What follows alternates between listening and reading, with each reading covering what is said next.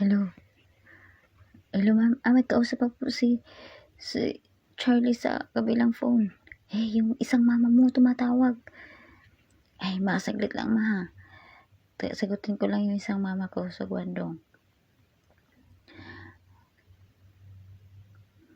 Hello, ma. Kumusta naman? Ayos naman yung kasal namin. Ikaw, kumusta ka naman, mama? Sasabihin ko lang sa inyo, ayusin ko lang po namin yung bahay. Sabihin po kita kung pwede ka nang lumalaw. Naku, mama. Saglit, pus, yung tatay mo. Tumatawag. Mama, saglit lang, sagutin mo ko lang si Papa sa isang phone.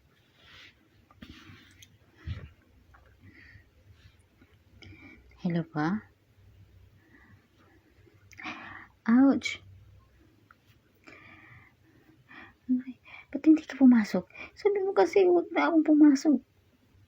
Sumasagot ka pa talaga, ha? Alam mo ba na si Gino magpapasa ng proposal para sa Dam Up Museum? Tapos ikaw, banjing-banjing ka lang? Patawarin mo na si Lazy. Wag mo mapabanggit yung pangalan ng babaeng yun.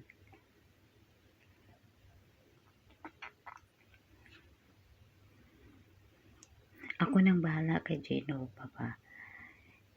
Hindi pa talaga nadala yung taong yun. Natalo ko na nga. Ikaw hindi na ako mag-ano sa'yo, ha? Kasakit.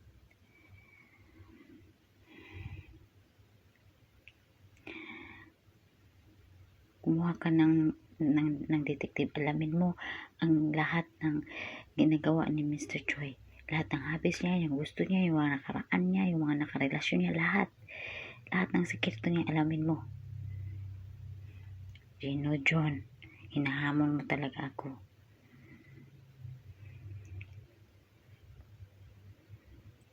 Yan, napunta na siya sa bahay ng babae.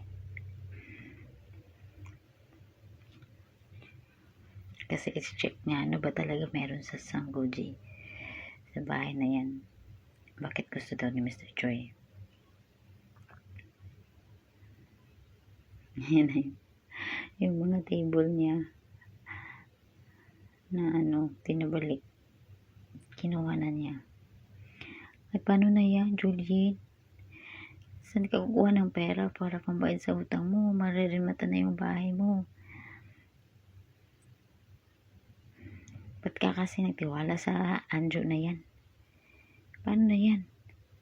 Ano ka ba? Nag-iisip ako.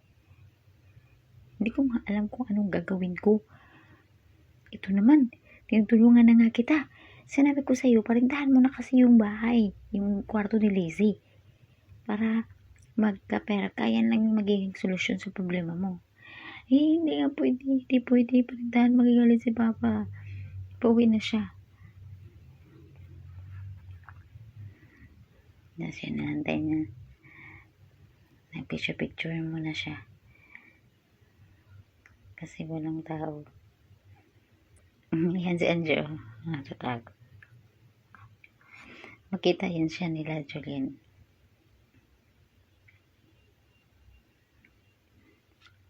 Ano kayang meron dito?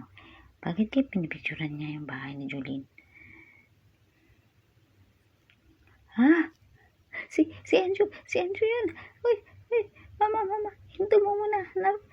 Si Anjo, habulin mo. Hoy, Anjo. Halika dito. Mag-usap tayo. Huwag kang tumakbo. Hoy.